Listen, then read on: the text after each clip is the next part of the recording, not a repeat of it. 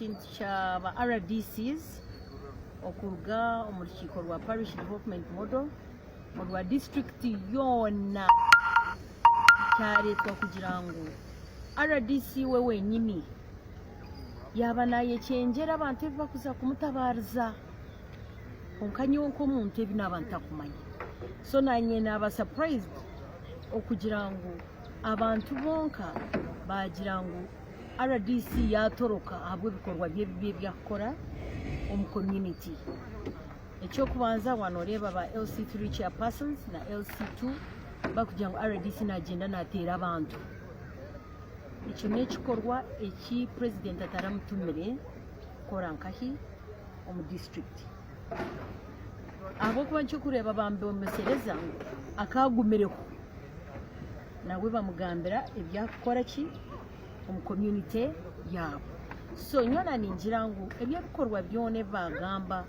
ngu RDC nakora bikire kukora ki bikire nibishwazana. Office ya RDC ti office yokukoreramu ebintu bitashikire nakaki nosha wareba n'abantu abandi bahandikira amabaruha RDC akarya sente zabo amabaruha garuho kandi baba baruho bamurinzire kumwomesereza hakuba bambamanya ngo Minister Majezi Naisha konka nawe kuyakimanya yiruka kare yakora ki agenda to me nosha icyo cyamutora abo kuba nyamazima ningagamba nkamazima kandi n'abantu baba bizire kumwomesereza habwe bikorwa bibi byakora mu district. Kati njagadde nnyo musooke muwulirize omanya omukyalo oyo gwe boogerako bamuyita Lilian Luteraho. Njagadde nnyo musooke muwulirize ku mukyalo oyo kansala byamwogerako nange ate ndeete fayire endala eri ku mmeeza. Omukyalo oyo si mwangu RDC. Pulezidenti w'eggwanga lino Museveni alonda ba RDC bamuyambeko okutereeza mu bitundu ebyenjawulo mu ggwanga gy'atasobola kutuuka mu budde kubanga alina obuvunaanyizibwa bungi ng'omukulembeze w'eggwanga. Naye ekyagenda ne kizuulwa nga ba RDC bano be balonda ate bekolera byabo bye baagala kwekusanga bo ne baleetera abantu okunyigirizibwa abali ku bitundu. Kati eziseere za PDM yadduka mu meeting mwabadde temutegeera Lunyolo yagiddukamu nga bagenda mubuuza kajoji wa bibuuzo yoyo RDC. Kyokka nga yalina okuba nga akiikirira president mu bitundu ebyenjawulo okuyamba abantu ya alumya balumye. Kati alina ate abalala era baaliko ye saidi enkyamu gy'abeerako. Niwebuuza ono ddala yasomesebwa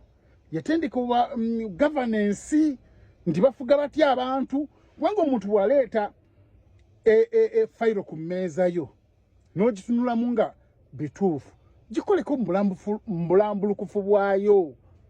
Totekawo mbeera ewakanya kulaga nti ate gwe olina sayidi ebitalina makulu nga bigenda kuleeta obutabanguko. Nyina olw'omukyala eyajja mu maaso go alina ettaka egagadye eyo ettaka eyo liri bayitayo Pachua oba Nyabutanzi sub county. Alina ettaka eyo ddene alina ekyapa Mayiroland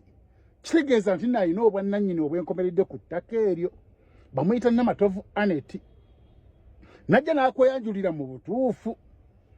ate yagenda okweyanjulira ng'amaze okukola ki okutuula ne basquatters abali ku ttaka. Yagoberera mulungi amateeka agalambikibwa constitution nti omuntu bw'amala emyaka 10 n'owaba teyagula aba mutuuze ku ttaka eryo aba wa kibanja. Kitegeeza nti toyinza bula kera ku makya n'ogamba omuntu oyo nti vaaku ezo entalo z'owulira eziri mu gataliiko nfuufuuli lunaku. Omanye ebintu ebikyasinza okutawaanya pulezidenti w'eggwanga bino biringa bibiri jaamu na ttaka. Ensonga z'ettaka ekya security yakimala. Naye ekintu ensonga z'ettaka abakyasinza okivuluga be ba RDCs baweebwa obuyinza bungi nnyo ng'ate tebalina makulu si batendeke kimala tebalumiririrwa ggwanga.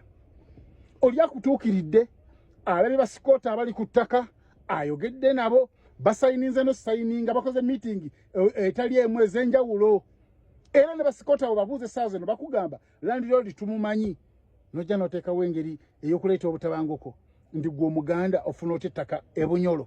wafuna otitaka Bunyoro eddene bwerityo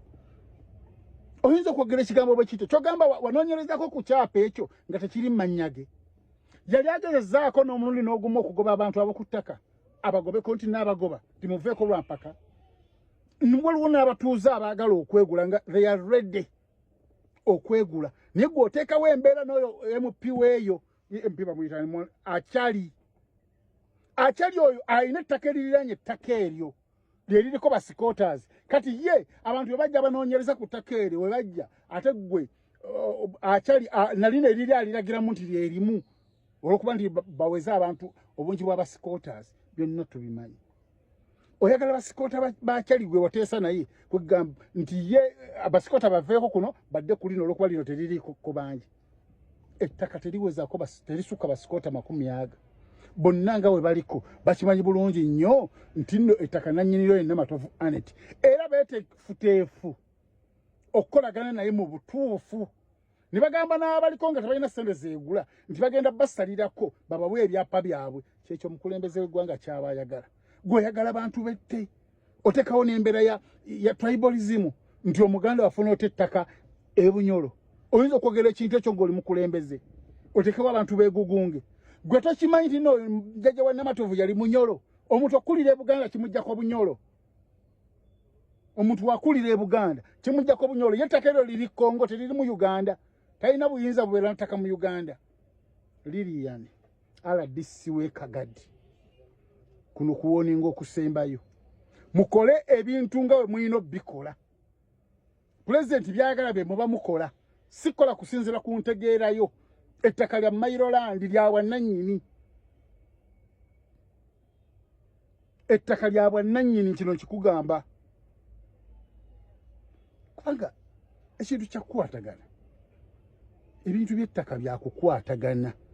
bowulireze obuvuyo bwolaba ku mawulire buli ssaawa mu by'ettaka beba abantu abajja nti nonze nguze Mairoland kuliko basikooters n'agamba muveewo ekitali kituufu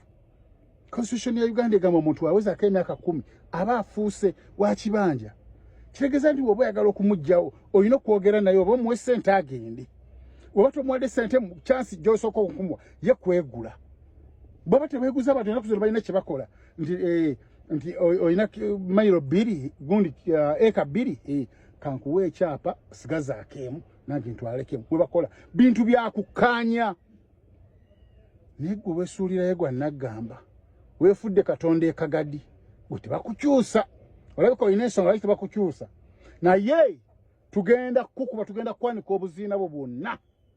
vulugu yenna gweguza okukati zizo sente za PDM waziri bajenosali bali eri balwana bantu kwejja mu bwavu sente wazirya wuyo omukyala akulumiriza nadduka emisinde